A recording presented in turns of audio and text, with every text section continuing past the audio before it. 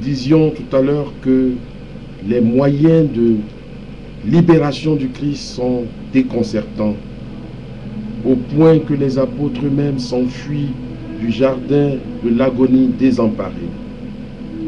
Lui, il se laisse enchaîner, conspuer, condamné injustement. Il meurt sur une croix. Et il nous demande de prendre la croix à sa suite, de laver les pieds des autres. Il nous invite à devenir serviteurs au lieu de maîtres, à nous mettre du côté des victimes. Folie aux yeux des efficaces, scandale de la croix, sagesse supérieure qui a donné naissance à une église attentive aux opprimés, aux rejetés. Retrouvons-nous à côté d'autres pour les libérations politiques, économiques, sociales, mais que notre horizon libérateur soit plus large et notre action plus profonde encore.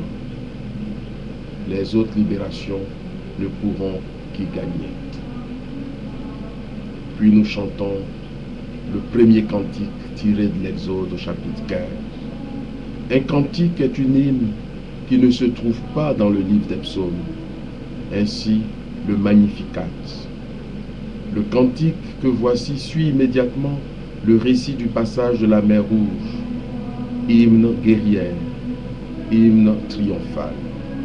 Je célèbre mon Dieu, je l'exalte, car ce ne sont plus les chars du Pharaon et l'élite de ses chefs qui sombrent dans la mer Rouge. C'est la mort qui a sombré, l'abîme la recouvre, Christ l'a vaincu. Qui est comme toi, Seigneur? Toi qui as fait le prodige de ressusciter Jésus, qui nous amène de nouveaux membres à nos communautés et les fait habiter dans le sanctuaire, l'Église. La quatrième lecture est tirée d'Isaïe au chapitre 54, versets 5 à 14. La protestation d'amour. Nous sommes ce peuple, lui, qui a abandonné Dieu. Dieu, blessé, s'était mis en colère. Comment eût-il pu rester indifférent? Mais il aime toujours Jérusalem, notre communauté. Bien qu'il soit le Seigneur de toute la terre, de tous les hommes, il t'aime, toi, d'une façon particulière. Et le mot passe à peine les lèvres, tant il est audacieux. Dieu est ton époux. Et de renouveler par un serment sa déclaration d'amour, je le jure, quand les montagnes changeraient de place, mon amour pour toi ne changera pas. Pauvre Jérusalem, pauvre communauté affaiblie par les compromissions au-dedans, battue par la tempête au-dehors, je vais te redresser, te couvrir de pierres précieuses, de saphir, de cristal. Et cette nuit bénie, en cette nuit bénie, tu seras délivré de l'oppression. Et nous chantons le troisième psaume, le psaume 29. Je t'exalte, chante le Christ ressuscité. Tu m'as fait revivre quand j'allais à la mort.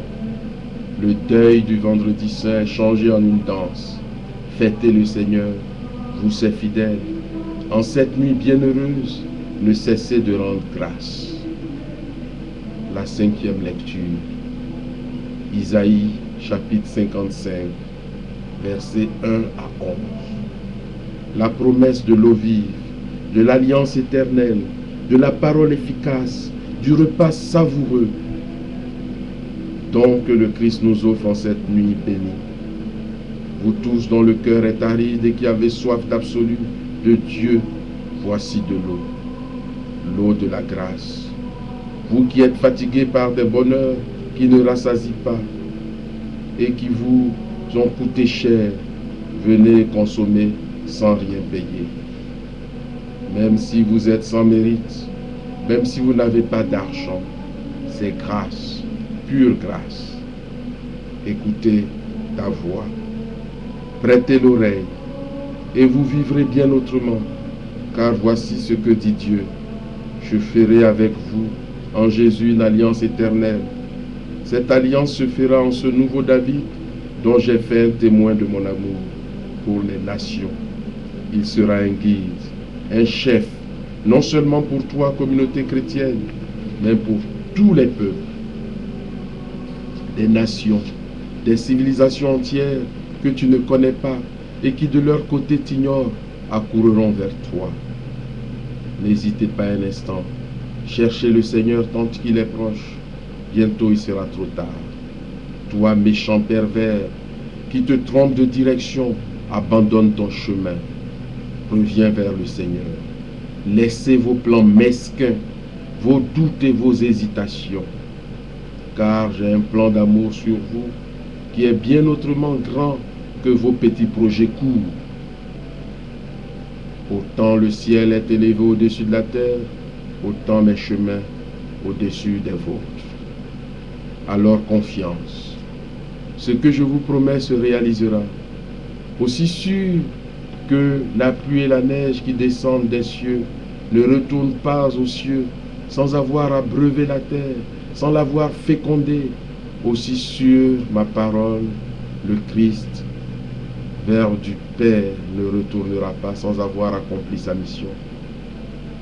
Soif de Dieu, invitation à boire à sa source, appel à la conversion, rappel de l'alliance, perspective universelle, temps qui passe, certitude de la réussite du plan divin. Tout cela se chevauche et se presse dans ce beau poème qui conclut le 2e livre d'Isaïe. Ce poème prophétique veut à l'avance nous ouvrir le cœur au Christ manifesté en son baptême. Il veut nous faire entendre déjà la voix du Père au-dessus des eaux du Jourdain.